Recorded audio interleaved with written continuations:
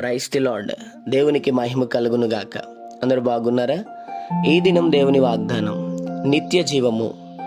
నేను వానికిచ్చు నీళ్లు నిత్య జీవమునకై వాని లోబికెడి నీటి బుగ్గగా నుండును. యోహాను సువార్త 4వ అధ్యాయం 14వ వచనం.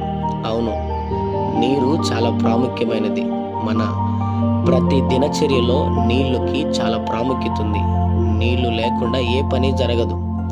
నీళ్ళ ద్వారానే మన శరీర తీరు, మన శరీర అవయవాలన్నీ బ్రతుకుతున్నాయి.